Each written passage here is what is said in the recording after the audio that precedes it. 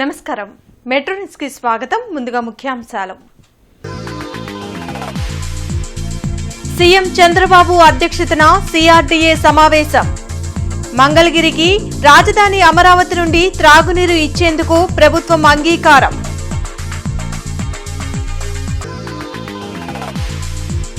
Cadre జారిపోకుండా ఉండేందుకే జగన్ ఊహాజనిత కామెంట్లు. జగన్ వ్యవహార శైలితో ఆ పార్టీ నేతలే విసిగిపోయారన్న మంత్రి పార్థసారథి.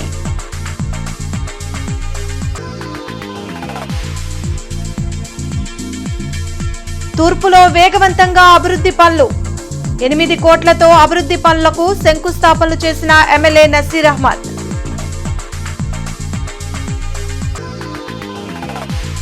ఎకో పార్క్ వద్ద పెట్రోల్ పోసి హత్య చేసిన కేసును ఛేదించిన పోలీసులు. 2 నిందితుల అరెస్ట్. వివరాలను వెల్లడించిన సౌత్ డీఎస్పీ పూర్ణచంద్రరావు. అమరావతిలో సీఎం చంద్రబాబు అధ్యక్షతన 65వ సిఆర్డీఏ సమావేశం జరిగింది. మంగళగిరికి రాజధాని అమరావతి నుంచి తాగునీరు ఇచ్చేందుకు ప్రభుత్వం అంగీకరించిందని మున్సిపల్ పరిపాలన పట్టణాభివృద్ధి శాఖ మంత్రి నారాయణ తెలిపారు. ఈ సమావేశంలో తీసుకున్న వివిధ పరిపాలన అనుమతులకు సిఆర్డీఏ ఆమోదం తెలిపింది. ఆ వివరాలను మంత్రి నారాయణ వివరించారు. జనవరి 6 ముందు వరకు లోన్లు తీసుకున్న 2వ దశ భూసేకరణ రైతులకు కూడా రుణమాఫీ వర్తింపచేసేందుకు సీఎం చంద్రబాబు అంగీకారం తెలిపారని మంత్రి నారాయణ వివరించారు. మన మంగళగిరి ఏదైతే కార్పొరేషన్ ఉందో దానికి డ్రింకింగ్ వాటర్ ఇక్కడ సిఆర్డీఐ క్యాపిటల్ సిటీ నుంచి ఇవ్వడానికి 30 MLD ఫ్యూచర్లో కూడా దృష్టిలో పెట్టుకొని రాబోయే 30 yearsలో అక్కడ వచ్చే పాపులేషన్ బట్టి ఒక 30 MLD ఇవ్వడానికి, ప్రజెంట్ అయితే వాళ్ళకి 10 MLD కావాలి, ఫ్యూచర్లో 30 MLD కావాలి, ఫ్యూచర్లో వాళ్ళకి యాక్చువల్గా 80 MLD కావాలి. 80 MLD ప్రజెంట్ అయితే 30 MLD కావాలి. ఇక్కడ అమరావతిలో ఏదైతే మనం చేస్తున్న స్టోరేజెస్ అవన్నీ దాని నుంచి ఇచ్చేదానికి యాక్చువల్గా వాళ్ళు రిక్వెస్ట్ చేశారు. ఈచ్ కేఎల్ కూడా 10 రూపీస్ లెక్కన నిర్ణయించి వాళ్ళకి ఇచ్చేదానికి ఈరోజు అథారిటీ యాక్సెప్ట్ చేసింది. అదేవిధంగా డిస్ట్రిక్ట్ కూలింగ్ సిస్టమ్ ఏదైతే ఉందో దానికి యాక్చువల్గా ఒక డ్రాఫ్ట్ మాస్టర్ ప్లాన్ తయారు చేసేదానికి ఈరోజు అథారిటీ సిఆర్డీకి యాక్చువల్గా ఇవ్వటం జరిగింది. మాజీ సీఎం జగన్ వ్యవహార శైలితో వైసీపీ నాయకులతో పాటు క్యాడర్ కూడా విసిగిపోయి ఉన్నారని మంత్రి కొలుసు పార్థసారథి అన్నారు. మీడియాతో కొలుసు పార్థసారథి మాట్లాడుతూ క్యాడర్ చేజారకుండా ఉండేందుకే వారి తృప్తి కోసం జగన్ కొన్ని ఊహాజనిత కామెంట్లు చేస్తున్నారని విమర్శించారు. బెంగళూరులో చల్లదనం వల్ల నిన్నటి వరకు జగన్కు ఎల్నీలో ప్రభావం తెలియలేదా అంటూ సెటైర్ వేశారు. ఎక్కువ కాలం బెంగళూరులో ఉంటున్నందున రాష్ట్ర పరిస్థితులపై జగన్ అవగాహన కోల్పోతున్నారన్నారు. బహుశా ఎల్నినో ప్రభావాన్ని నిన్నటి వరకు కూడా బెంగళూరులో ఆయనకి చల్లదనం ఉంటుంది కదా, ఎల్నినో ప్రభావాన్ని అనుభవించినట్లేరు. సడన్గా ఆయనకి గుర్తుకొచ్చి ఎల్నినో గురించి, ఏదో వర్షపాతం గురించి, లోటు వర్షపాతం గురించి, ఏ జిల్లాలో ఎంత ఉందో ఒక స్టాటిస్టిక్స్ చెప్తానికి ప్రయత్నం చేస్తున్నారు. ఏది ఆగస్టు 26వ తారీఖు జగన్మోహన్ రెడ్డి గారు మీరు చెప్పిన ఈ స్టాటిస్టిక్స్ గురించి మా ముఖ్యమంత్రి గారు, ప్రభుత్వం, అధికారులు ఎప్పటికప్పుడు ప్రజలకి చేరవేస్తూ ఉన్న వచ్చే సమస్యల్ని వారిని అప్రమత్తం చేస్తూ ఏ విధంగా వ్యవసాయాన్ని ప్లానింగ్ చేసుకోవాలో ఎప్పుడు కూడా ప్రభుత్వం అండగా ఉందని చెప్పేసి మనం చేస్తాను. ఏదో ఎల్నినో ప్రభావం గురించి చంద్రబాబు నాయుడు గారు కనీసం స్పందించట్లేదు, ఆ మనిషి స్పందించట్లేదని అంటున్నాడు. జగన్మోహన్ రెడ్డి గారు మీకు తెలియదేమో, బహుశా ఎక్కువ కాలం బెంగళూరులో ఉంటాం, ఏదో ఒక రోజు వచ్చేసి చేయటం మూలంగా ఏదైనా సమస్య ఉందేమో, కానీ మీకు తెలియదేమో, నేను చెప్తాను, తెలుసుకోండి అని చెప్పేసి కూడా నేను సవినయంగా మనవి చేస్తా ఉన్నాను. జిల్లా వ్యాప్తంగా 50,000 మంది మహిళలకు ఉపాధి కల్పించేందుకు మదర్ తెరిసా బహుజన సేవా సంస్థ ఉచిత కుట్టు శిక్షణ తరగతులు నిర్వహిస్తున్నారని ఎమ్మెల్యే గల్లా మాధవి పేర్కొన్నారు. వికాస్ నగర్లోని మదర్ తెరిసా బహుజన సేవా సంస్థ ఆధ్వర్యంలో టైలరింగ్ లో శిక్షణ పొందిన మహిళలకు సర్టిఫికెట్లు ఇవ్వడం జరిగింది. ఈ కార్యక్రమానికి ముఖ్య అతిథిగా ఎమ్మెల్యే గల్లా మాధవి హాజరై రాయితీపై ఇచ్చే కుట్టు మిషన్లను మహిళలకు అందించారు. ఈ సందర్భంగా ఆమె మాట్లాడుతూ మిర్చియాడ్ డైరెక్టర్ కనకం శెట్టి విజయలక్ష్మి ఆధ్వర్యంలో 50 మంది మహిళలకు టైలరింగ్ లో ఉచిత శిక్షణ ఇవ్వడం జరిగిందన్నారు. ఇటువంటి శిక్షణ వలన మహిళల్లో నైపుణ్యం పెరుగుతుందన్నారు. ఈ కార్యక్రమంలో ఎర్రగోపు నాగేశ్వరరావు, శివలీల, లంకామాధవి తదితరులు పాల్గొన్నారు.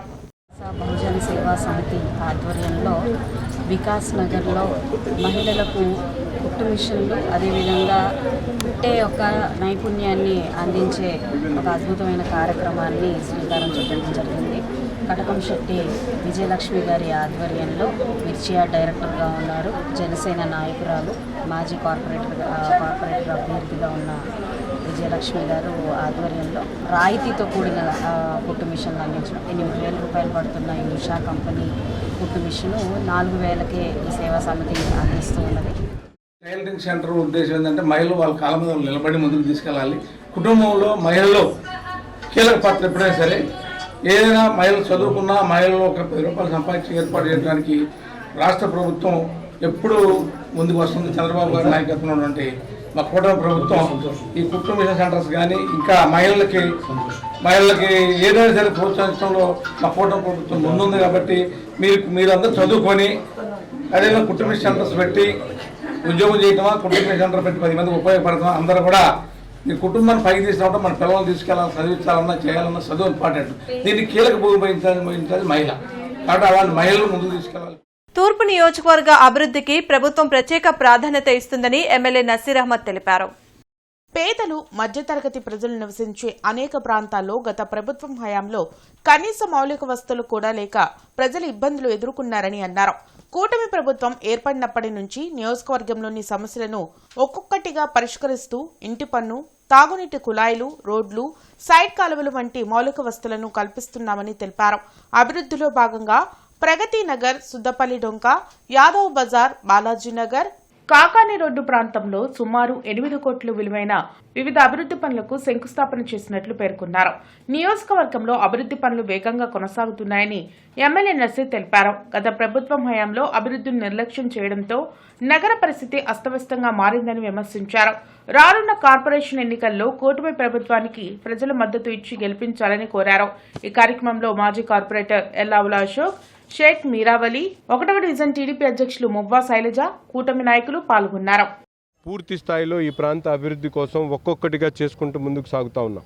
ముఖ్యంగా ప్రగతి నగర్ ప్రాంతం దాదాపు 3 దశాబ్దాల నుండి కనీసం మంచినీళ్ల కుళాయి కనెక్షన్ కూడా లేనటువంటి ప్రాంతం. ఈ ప్రాంతాన్ని అభివృద్ధి చేయాలనేటువంటి ఆలోచనతో గతంలోనే టెండర్లు పిలిచి దాదాపు 80 లక్షల రూపాయలతో ఈ కార్యక్రమాన్ని శ్రీకారం చుట్టాం.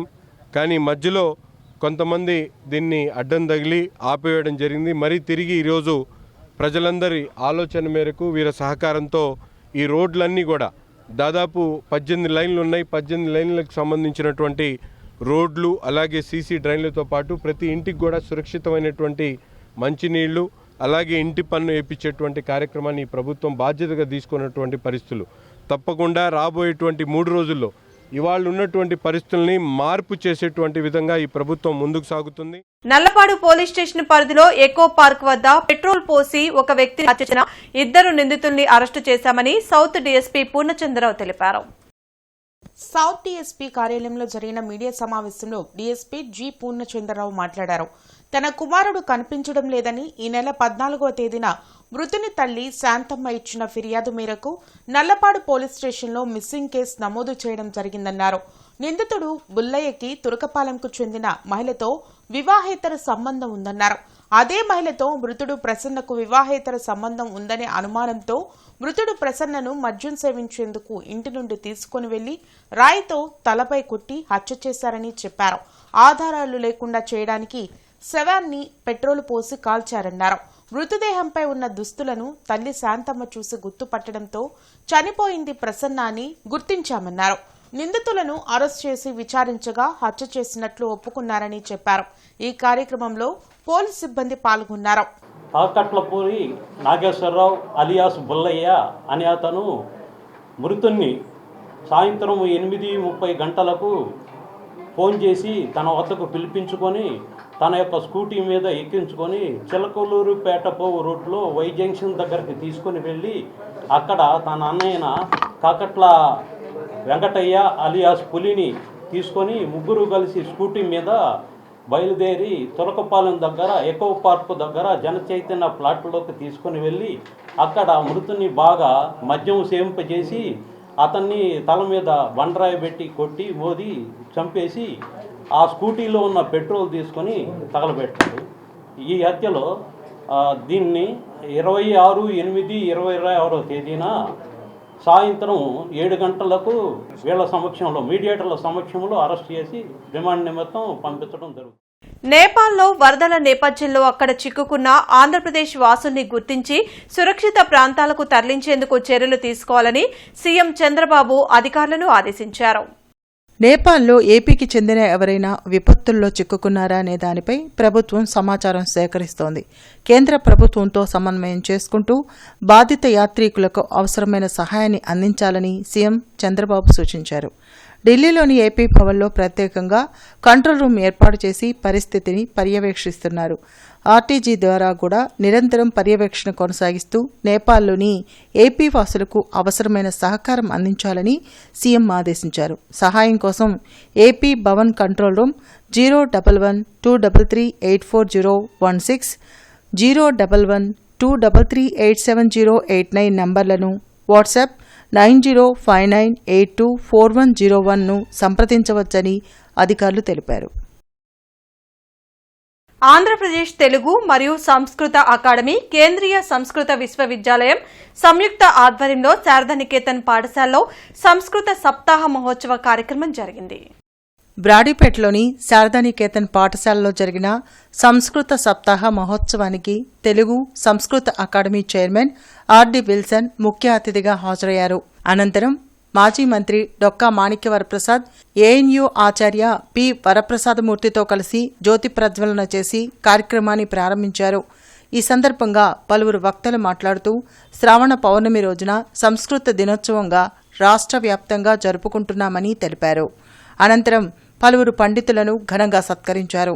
ఈ కార్యక్రమంలో deputy director P Kotiratnam, doctor Lakshmikumara Saraswati, doctor Shravanananda Prasad, Dikshitulu, Siripurapu Sridhar, ఇతర పండితులు, విద్యార్థులు పాల్గొన్నారు. ప్రజల్లో లేదు. ఎందుకు లేదంటే నా ఉపాధి లేదు. ఏ భాషలో అయితే ఉపాధి ఉంటుందో ఆ భాష నిలబడుతుంది. ఏ భాషలో ఉపాధి లేదు ఆ భాష సరే. ఈ మధ్య ఒక వారం క్రితం భాష దినవుతుంది. ప్రపంచ భాష యునెస్కో భాష. ఈనాడు ఎడిటోరియల్ ఈ వారంలో వచ్చింది. ప్రపంచంలో చాలా భాషలు చనిపోతాం, ఎగ్జిట్ అయిపోతాం.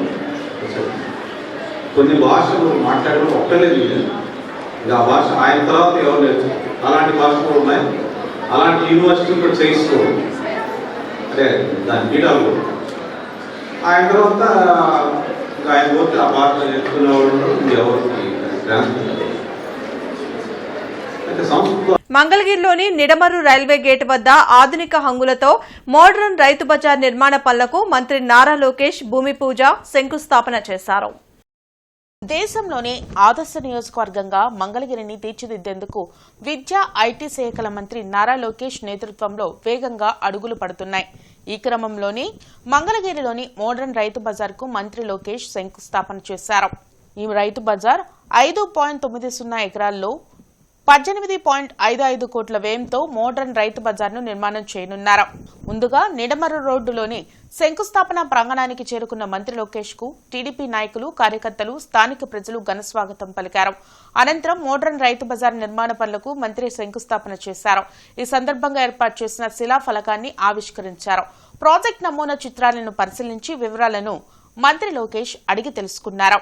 మంగళగిరిలో నిడమర్రు రోడ్లో రైతు బజారు, మోడర్న్ రైతు బజారు స్థాపిస్తాం. చాలా సంతోషంగా ఉంది. ఇది ప్రజలందరూ కూడా ఉపయోగకరంగా ఉంటుంది. అట్లనే ఈ నిడమర్రు రైల్వే ఫ్లైఓవర్ కూడాను శంకుస్థాపన జరిగింది. కార్యక్రమం మొదలవుతుంది. అట్లనే రాజధాని పనులు బాగా ఊపందుకున్నాయి. అట్లా నారా లోకేష్ గారికి ధన్యవాదాలు. అమరావతి రాజధాని ప్రాంతంలో టైటస్ బాబు కుటుంబం రియల్ ఎస్టేట్ వ్యాపారంలో అనేక మందిని మోసం చేసి కోట్ల రూపాయలు దండుకున్నారని మాజీ మంత్రి రావెల కిషోర్ బాబు ఆరోపించారు. లాడ్జ్ సెంటర్లో జరిగిన మీడియా సమావేశంలో ఆయన మాట్లాడారు.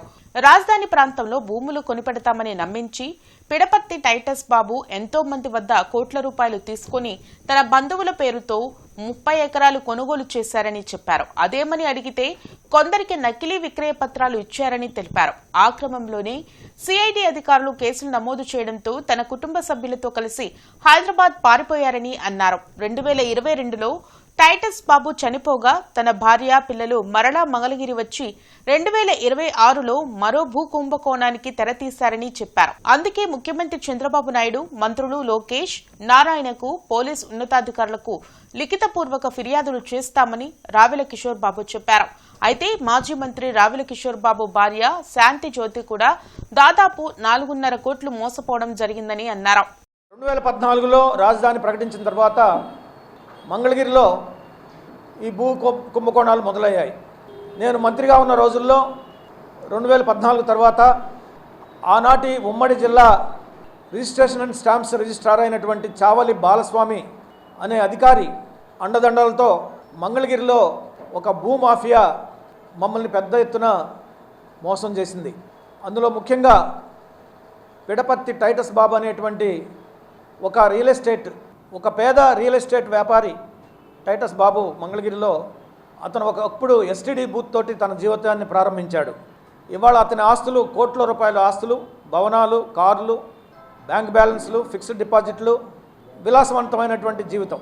ఇది చాలదన్నట్లు ఎంతోమందిని కోట్లాది రూపాయలు వసూలు చేసి భూములు కొంటాను అని చెప్పేసి కొనకుండా మోసం చేసిందే కాకుండా మరొక కుంభకోణాన్ని ఈ టైటస్ బాబు చేయడం జరిగింది. నగరాల్లోని శారదా స్కూల్లో పిట్టా చలపతిరావు చారిటబుల్ ట్రస్ట్ ఆధ్వర్యంలో ఉచిత మెగా వైద్య శిబిరం ఏర్పాటు చేశారు. ఈ సందర్భంగా Sharada school director P Bharativani, principal RM Dasu మీడియాతో మాట్లాడారు.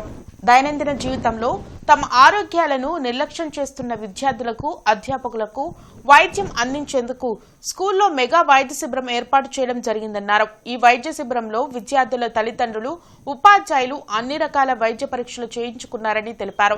ప్రతి సంవత్సరం పిట్టా చలపతిరావు చారిటబుల్ ట్రస్ట్ ఆధ్వర్యంలో వైద్య శిబిరం ఏర్పాటు చేస్తున్నామని చెప్పారు. ఈ కార్యక్రమంలో doctor Mounika, doctor Likhitha, doctor Nagendrababu, doctor Bhavitha, doctor Sivashankar తదితరులు పాల్గొన్నారు. శారదా స్కూల్లో శ్రీ పిట్టా చలపతిరావు చారిటబుల్ ట్రస్ట్ తరఫున మెగా హెల్త్ క్యాంప్ జరుగుతుంది. ఫ్రీ మెగా హెల్త్ క్యాంప్ జరుగుతుంది. Orthopaedic and general physician, dental, ophthalmologist and dermatologist వీళ్ళంతా వచ్చేస్తున్నారు. ఈసీజీలు అవన్నీ జరుగుతూ ఉన్నాయి. పిల్లలకి కామన్గా వచ్చేటువంటి ప్రాబ్లమ్స్ స్టూడెంట్స్ చూపించడం జరిగింది. టీచర్స్ హెల్దీ ఉంటేనే పిల్లలని బాగా తీర్చిదిద్దగలుగుతారు. ఈ టీచర్ హెల్దీగా ఉంటేనే సొసైటీ కూడా బాగుంటుంది. కాబట్టి టీచర్ హెల్త్ మాకు ఇంపార్టెంట్. కాబట్టి టీచర్స్ అందరికీ కూడా ఈసీజీ తీపించడం, జనరల్ ఫిజిషియన్ చూపించడం, వాళ్ళకి ఏ ప్రాబ్లమ్స్ ఉన్నాయో అవన్నీ చూపించడం జరుగుతుంది. జనరల్గా రెగ్యులర్గా మనం మనకున్న హెల్త్ సమస్యల్ని పట్టించుకోకుండా జనరల్ లైఫ్లో వెళ్ళిపోతూ ఉంటాం. దానికోసం అని చెప్పేసి శారదా స్కూల్ మేనేజ్మెంట్ వారు ఈ కార్యక్రమాన్ని నిర్వహించారు. పిల్లల్లో రెగ్యులర్గా ఉండేటటువంటి సమస్యల్ని గుర్తించి బెస్ట్ స్పెషల్ డాక్టర్స్ చేత ఈ మెడికల్ క్యాంప్ ఆర్గనైజ్ చేయడం జరిగింది. శ్రీ ప్రతిమ సూపర్ స్పెషాలిటీ హాస్పిటల్ వారిచే మనం వాళ్ళ యొక్క కోఆపరేషన్తో ఈ మెడికల్ క్యాంప్ని నిర్వహించడం జరిగింది. దీంట్లో మనకి డాక్టర్ మౌనిక గారు, డాక్టర్ లిఖిత గారు, డాక్టర్ నాగేంద్రబాబు గారు, డాక్టర్ భవిత గారు ఈ మెడికల్ క్యాంప్లో పార్టిసిపేట్ చేశారు. వారందరికీ కూడా మా స్కూల్ తరపున నేను ప్రత్యేక ధన్యవాదాలు తెలియజేస్తున్నాను. గుంటూరు నగరంలో అసంపూర్తిగా ఉన్న అంబేద్కర్ భవన నిర్మాణ పనులను జిల్లా కలెక్టర్ సాయికాంత్ వర్మ ఈరోజు పరిశీలించారు. 2 అంతస్తుల భవనాన్ని మొత్తాన్ని కలయతిరిగి పరిశీలించిన కలెక్టర్ సాయికాంత్ వర్మ భవన నిర్మాణ ప్రస్తుత పరిస్థితిని క్షుణ్ణంగా పరిశీలించారు. భవనంలోని వివిధ విభాగాలు, నిర్మాణ పనుల పురోగతి, ఇంకా చేపట్టాల్సిన పనులను పరిశీలించి సంబంధిత అధికారులతో వివరాలు అడిగి తెలుసుకున్నారు. అంబేద్కర్ భవనాన్ని పూర్తి స్థాయిలో వినియోగంలోకి తీసుకువచ్చే విధంగా అవసరమైన చర్యలపై అధికారులతో చర్చించారు. అనంతరం అంబేద్కర్ భవన్ పక్కన ఉన్న బుద్ధశ్రీ ఆర్కియాలజికల్ మ్యూజియాన్ని జిల్లా కలెక్టర్ ఆసక్తిగా తిలకించారు. మ్యూజియంలోని చారిత్రక, పురావస్తు ప్రాధాన్యత కలిగిన అంశాలను పరిశీలించి వాటి వివరాలను సంబంధిత అధికారులను అడిగి తెలుసుకున్నారు. దివ్యాంగులకు, ఉద్యోగులకు, ఎస్సీ ఎస్టీలకు ప్రత్యేక గ్రీవెన్స్ ని శనివారం నిర్వహిస్తున్నట్లు కలెక్టర్ సాయికాంత్ వర్మ తెలిపారు. ఈ మేరకు ఒక ప్రకటనను విడుదల చేశారు. ప్రత్యేక గ్రీవెన్స్ ఉదయం 10 గంటల నుంచి జిల్లా కలెక్టర్ ప్రాంగణంలోని ఎస్ఆర్ శంకరన్ సమావేశ మందిరంలో జరుగుతుందని చెప్పారు. జిల్లా అధికారులు అందరూ హాజరు కావాలని కలెక్టర్ ఆదేశించారు. జీఎంసీ కార్యాలయంలోని కమిషనర్ ఛాంబర్లో స్థానిక సంస్థల ఎన్నికల నిర్వహణ ఏర్పాట్లపై సమావేశం జరిగింది. ఈ సందర్భంగా కమిషనర్ మయూర్ అశోక్ మాట్లాడుతూ నగరపాలక సంస్థ ఎన్నికల నిర్వహణకు అన్ని విధాలుగా అధికారులు సిద్దంగా ఉండాలని, పోలింగ్ కేంద్రాల్లో మౌలిక వసతులపై నివేదిక ఇవ్వాలని ఆదేశించారు. గుంటూరు పశ్చిమ నియోజకవర్గ టీడీపీ కార్యాలయంలో మహిళా గ్రీవెన్స్ డే సందర్భంగా మహిళల నుండి అర్జీలను ఎమ్మెల్యే గళ్ల మాధవి స్వీకరించారు. గుంటూరు పశ్చిమ నియోజకవర్గ టీడీపీ కార్యాలయంలో ప్రత్యేకంగా నిర్వహించిన మహిళా గ్రీవెన్స్ డే కార్యక్రమంలో వివిధ సమస్యలతో వచ్చిన మహిళల నుండి ఎమ్మెల్యే గళ్ల మాధవి ప్రత్యక్షంగా అర్జీలు స్వీకరించారు. మహిళలు స్వేచ్ఛగా సమస్యలు చెప్పుకునే వాతావరణం ఇవ్వడం మా ధ్యేయమని, వచ్చిన సమస్యలను ఒక నిర్ణీత సమయంలోపు పరిష్కరించి మహిళలకు అండగా నిలుస్తామని ఆమె తెలిపారు. గుంటూరు మెడికల్ కాలేజ్లో నిర్మాణంలో ఉన్న ఎంఎస్యూని కమిషనర్ మయూర్ అశోక్ పరిశీలించి పెండింగ్ పనుల పూర్తిపై సంబంధిత అధికారులకు తగు ఆదేశాలు జారీ చేశారు. ఈ సందర్భంగా కమిషనర్ మాట్లాడుతూ ప్రజల ఆరోగ్యాన్ని పరిరక్షించడంలో భాగంగా వ్యాధుల్ని ముందుగానే గుర్తించడానికి ఎంఎస్యూల పాత్ర ఎంతో కీలకమని అన్నారు. బులెటిన్ ముగించే ముందు ముఖ్యాంశాలు మరోసారి. సీఎం చంద్రబాబు అధ్యక్షతన సిఆర్డీఏ సమావేశం. మంగళగిరికి రాజధాని అమరావతి నుండి త్రాగునీరు ఇచ్చేందుకు ప్రభుత్వం అంగీకారం.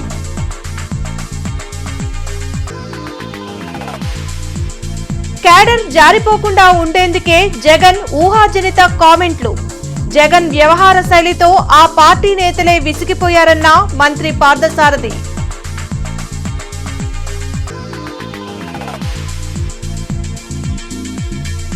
తూర్పులో వేగవంతంగా అభివృద్ధి పనులు. 8 కోట్లతో అభివృద్ధి పనులకు శంకుస్థాపనలు చేసిన ఎమ్మెల్యే నసీర్ అహ్మద్.